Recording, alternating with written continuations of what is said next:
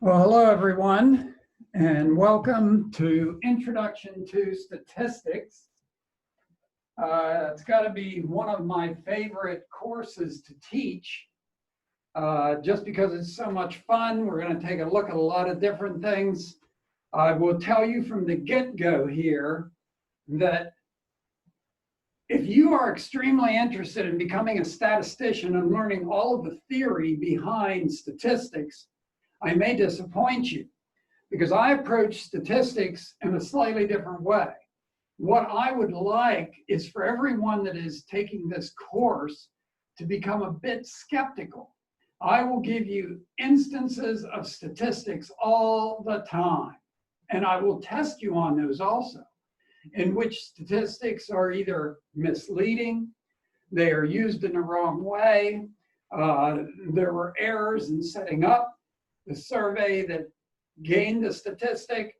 The statistics were interpreted wrong. As a matter of fact, we even talk about one lady who ended up in jail because of statistics. That is the way I approach this course. I want you to look at statistics. You're going to be seeing statistics the rest of your life. And I want you to be able to recognize some things that should jump out at you, that would tell you there's something wrong with this one or this is a good one. That's the way I will approach this course. You have homework practically every day. You have to get that to me, and I'll be emailing you about that if this course is online, depending upon the way this video is being used. There will be a test after every unit of work. Like, for instance, we're going to do chapters 1 and 2 as one unit, and there'll be a test after that, and we'll discuss all that. Occasionally, there'll be a pop quiz. That's always fun, but the whole course is just a delightful course to teach. So if you have any questions on anything as we go through this, make sure you get in touch with me. But hopefully, you will find statistics to be as enjoyable as what I find it to teach it. So let's get started.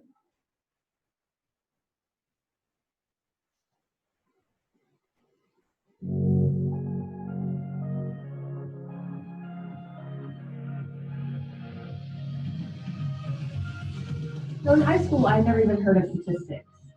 And I knew I liked math, and I knew I liked science. In high school, I went to a conservatory for music. I was a viola performance major. When I started college, I was taking a bunch of math and economics classes. And then in my junior year, I took a probability and statistics class. I remember sitting there in the classroom thinking, wow, this is a really interesting problem. And he's using statistics and probability theory to try to solve it. Statistics is amazing because it has many diverse applications.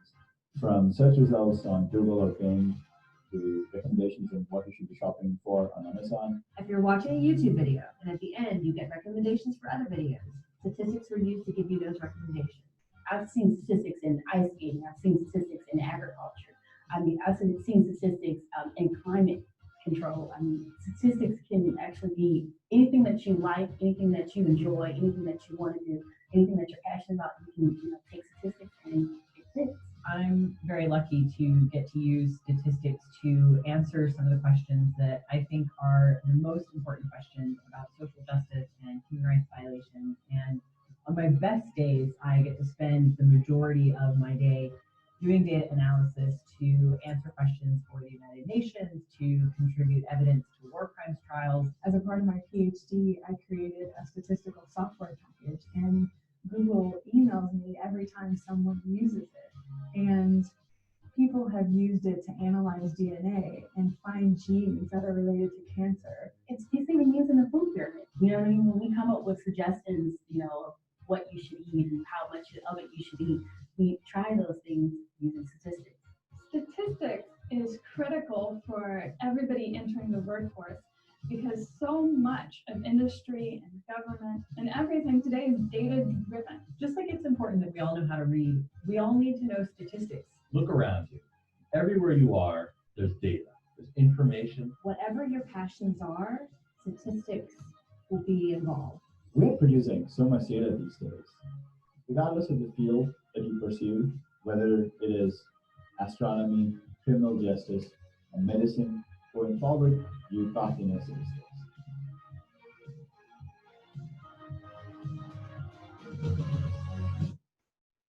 Okay, I am just as excited about statistics as those folks are. So I'm hoping to possibly get you as excited and enthusiastic as we all are about this course. So let's get started. This is chapter 1, as I mentioned. We're going to go through that and lump 1 and 2 together as a unit. Definition of statistics is the practice or science of collecting and analyzing numerical data in large quantities. Bingo. That's statistics. Now, especially for the purpose of inferring proportions in a whole from those in a representative sample. That's taking it one step further. Statistics is gathering numerical data. Then, if we can do that from a sample, we do a survey from a sample, then possibly we can make an inference or a statement about a whole population. Like for instance, if I survey 100 SU students and I find that Rocky Road is their favorite ice cream, and then I make an inference, a statement in which I claim that the favorite ice cream of all SU students is Rocky Road.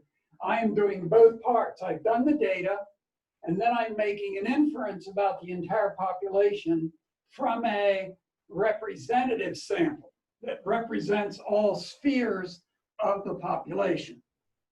Definition of statistics. Now, as I mentioned, you are going to be hit with misleading statistics all the time. Here's a good one. Air travel, we all know, is safer than traveling by car. But look what, depending upon how you report the travel, okay, the National Transportation Safety Board in 2006 reported 1.3 deaths per 100 million vehicle miles by car and 1.7 deaths per 100 million vehicle miles by plane. What? Whoa! I thought we said that airplanes are safer. But look at what this has done. It's 1.7 deaths per 100 million vehicle miles. Okay? It's vehicle miles in which it's slightly more dangerous to fly than it is to drive. Whereas if you look at passenger miles, in passenger miles, it's 7.3 per billion passenger miles by car and 0.07 if you do it by plane. Passenger miles. In other words, if an airplane flies 100 miles and transports 200 people safely 100 miles, that should be far, far, far more important than one person in a car traveling 100 miles. You follow? Passenger miles, okay, as compared to vehicle miles, all right? Very misleading. But you can say, depending upon which way you do it, you can say that planes are more dangerous if you go by vehicle miles, which really I think is the wrong way to do it. Passenger miles is much, much better. Small private planes are much more dangerous than large planes, but even private small planes are still 6 times safer than cars. Traveling in a car is not the way to go.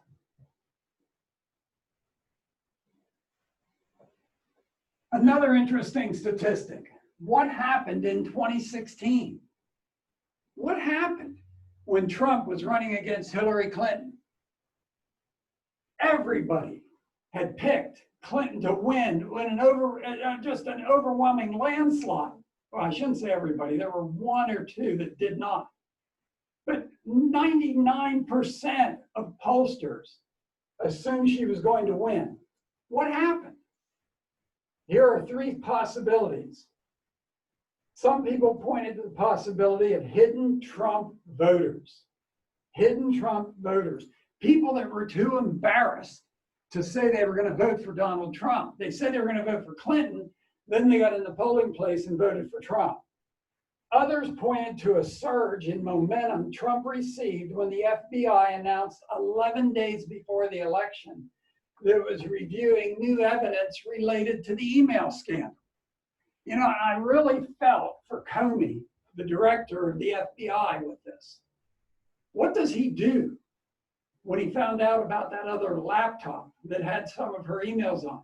If he doesn't do anything and lets the course of the election go through and people find out, they would say that he's pro-Clinton.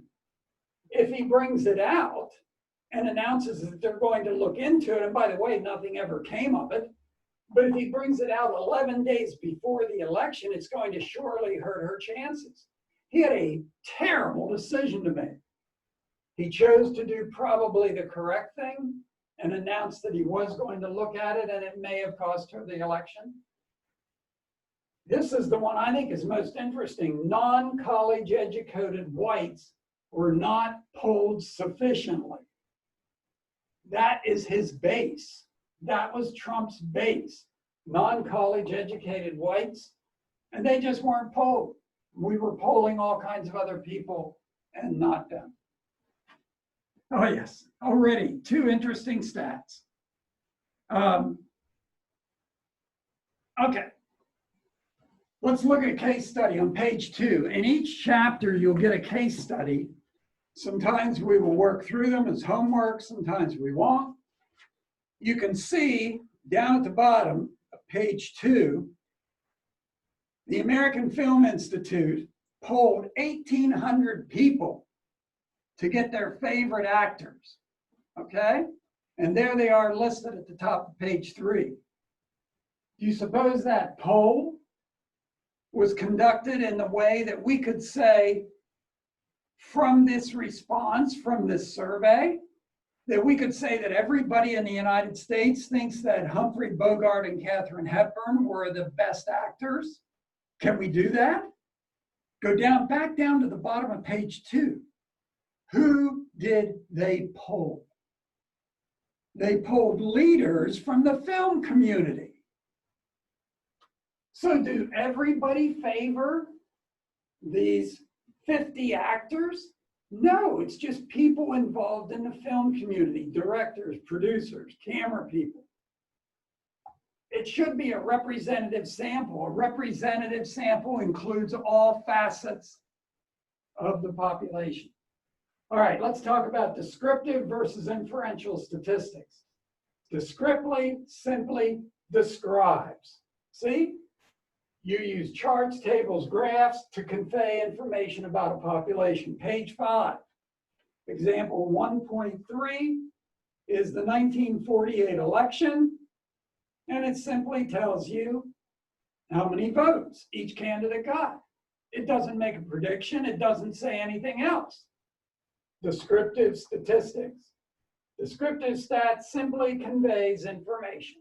Does not offer any causes, implications, or inferences.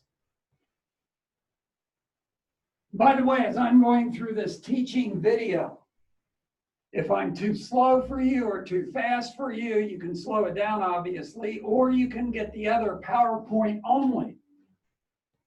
This will be on Blackboard just as itself, and you don't have to put up with me talking. So if you want to do it that way, that's fine. All right. Inferential stats, on the other hand, uses a sample, but then the inferential stats describe the entire population using the statistics. Okay, descriptive simply describes, whereas inferential makes a prediction or an inference. The study becomes inferential only when you have a conclusion drawn. Only when you have a conclusion drawn. I heard recently, I was listening to the news. I'm from Juniata County. I was listening to the local news about Perry County. They were going to do an obesity study, right? And so I thought, oh, that's interesting. I wonder how that's going to work out. And then they went on to say on the local news, we will be surveying people to discover the level of obesity in Perry County, okay? And they said, we will pay particular attention and survey people at employment offices and Social Security offices. What? What kind of survey is that? Okay, you have got to do a representative sample from the entire population. You can't pick out specific sites and observe and sample only those people. It's absurd. Truman, triumph over Dewey, example 1.2 on page 4. You can see the picture. I think I also have that here in the PowerPoint. Everybody thought, just like Clinton was going to win, everyone thought back in 1948 that Dewey was going to win. And there were some horrible mistakes made in that election as well. There's Harry Truman and Wendell Dewey, there they all are. And there's all the poor news for Truman. As Dewey's saying, what's the use of going through with the election? Everybody assumed Truman was going to lose. But he didn't. He didn't. Truman won, and there is Harry Truman holding up the newspaper that had been printed the night before saying that Dewey won, and it was wrong. Harry Truman beat him. How'd they get it wrong? Well, just as they got it wrong in 2016, they also got it wrong back in 1948. Most of the polls were in newspapers. If you didn't get a newspaper, which a lot of people could not afford to purchase newspapers back at that time, okay? It's right after the war. It was tough times. Polls were in newspapers. The pollsters were so confident of Dewey's win that they stopped polling in September, October, November. They didn't do any more polling. They just assumed Dewey was going to win. The other thing, most of the newspapers were owned by Republicans. And they printed their stories and predictions with a Republican bias. Dewey was a Republican. So they assumed that Dewey would win. 3 mistakes that they made. By the way, the word straw poll, you possibly heard that. We're going to take a straw poll and see who's everybody's thinking is going to win. Straw poll is called a straw poll because when you toss a handful of grain in the air, the wind blows the straw away, and you can see which direction the wind is blowing by which direction the straw goes. So as we're talking about elections, I thought I'd just toss that out. All right, so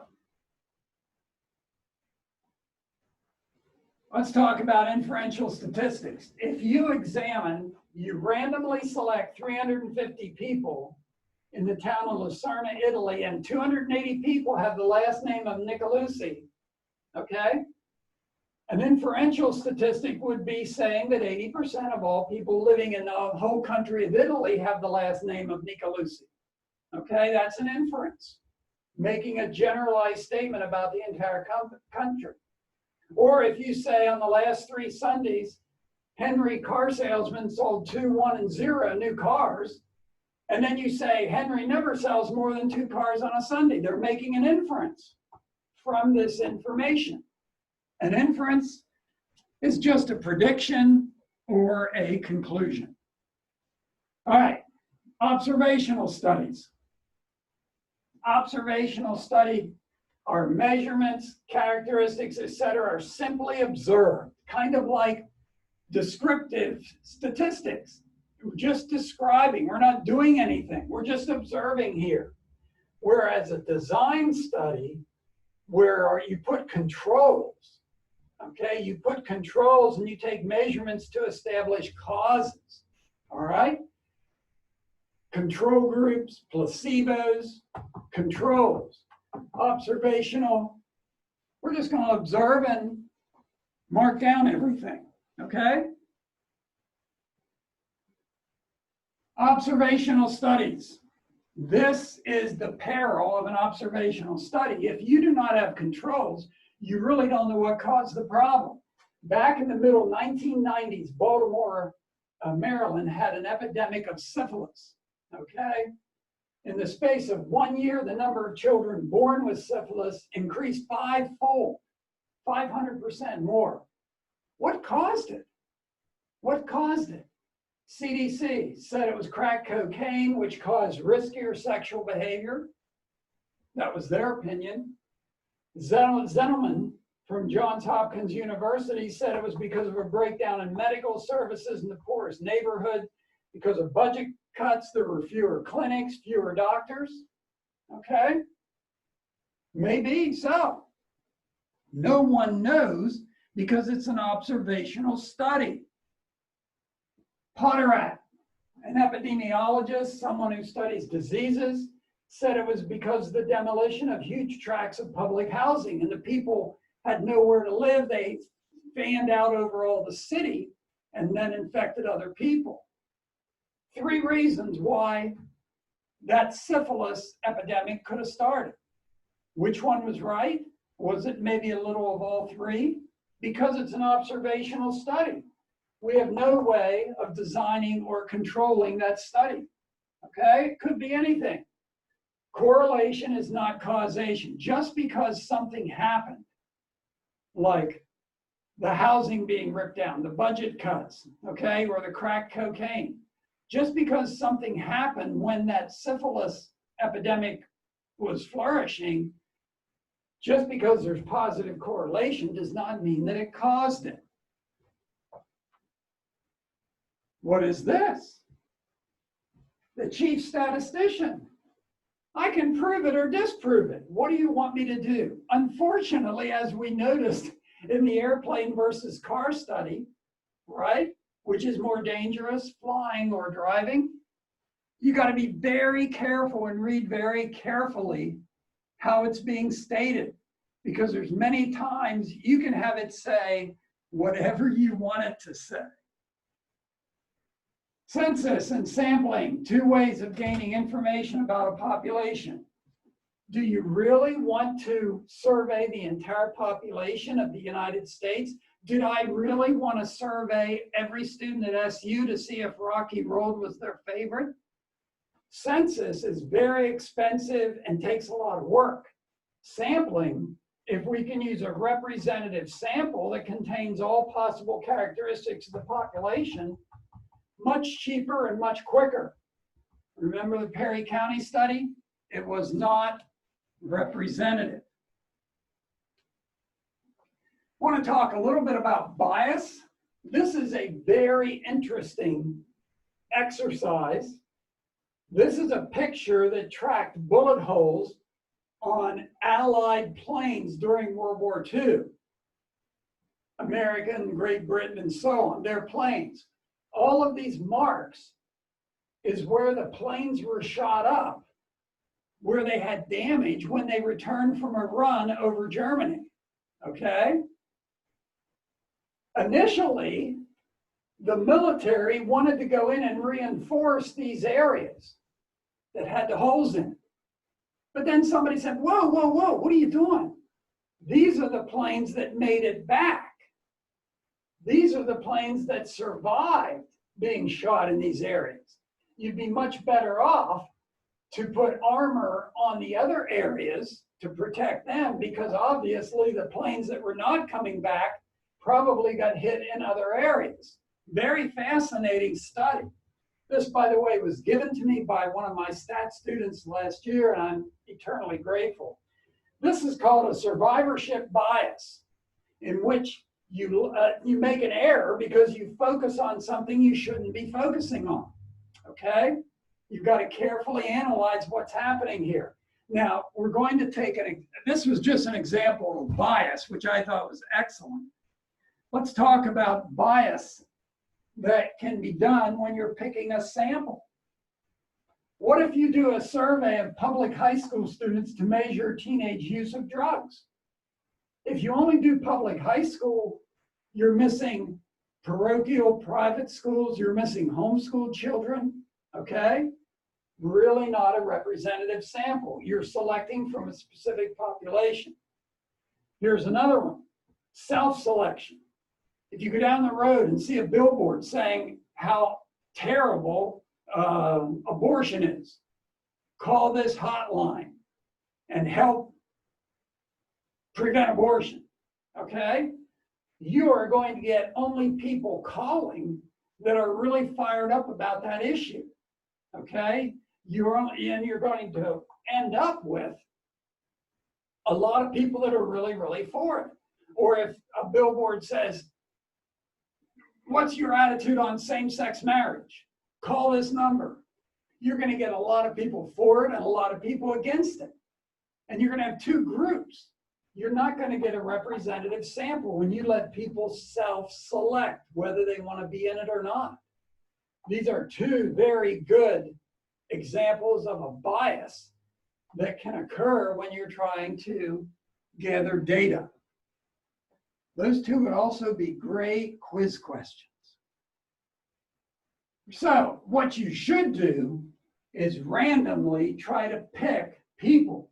Like when I was trying to do the survey on what's the favorite ice cream, what I should do is randomly pick student ID numbers and then just interview those people. Do it randomly. How can you get random numbers? Page 13 in your book is a great way to get random numbers. Now, so if you have your book or if you're on the online copy, by the way, there is a free PDF version of this book online. And if you need a copy of it, if you can't find it, get back in touch with me. Page 13, right here. There's a chart, a table that will show you how to get random numbers. Suppose we wanted 15 random numbers between 1 and 200 inclusively. How could we use the chart to do that? Here is the chart, okay? This is the chart. Now, suppose we want 15 numbers from 1 to 200. I just randomly shut my eyes and put my pencil down, and it comes down right here at these three numbers, the 0, 6, and 9. This is going to be very difficult if you don't have the chart in front of you because you can't hardly see it on the PowerPoint or on this video. But 0, 6, 9 are the first three numbers in this column. 0, 6, 9. So that is 69 is a number between 1 and 200, okay? Now, I'm going to run down this column of three numbers, picking numbers between 1 and 200. So as I go down through here, there's 97, okay? Go down through, and it's got to be between 1 and 200. There's the number 9. There's the number 36. See what I'm doing? Go down through here, there's the number 24 and 178. Now, when you get the whole way down to the column of three numbers, you jump over to the next three. I know there's a break in there, but the next three numbers are here, and you start going up that column. So I'm still looking for numbers between 1 and 200 coming up. I come the whole way. Good grief. I come up to 143. Up here is 143 right here, coming on up, 171. And you just keep going. There's 171 coming up. Now, when I get up here to the top, the last three right here, the 2, the 3, and the 5, I'm going to jump over the next three and start going down there. And I get 105 and so on. I just keep going like that, down, up, until I get 15 numbers between 1 and 200. In everything we do in chapters 1 and 2, I don't know why this chart bugs people. If you have trouble with this on your homework, email me, talk to me, so you can get it straightened out right away as to how this is done, okay? And there is the homework. Oftentimes, there will be extra problems, okay? You can see here are problems in the textbook here, and here are three extra problems, which are all part of your homework, okay? So that is everything, all right? Be very neat. Make sure your name's on it because you'll be getting points on your grade for homework.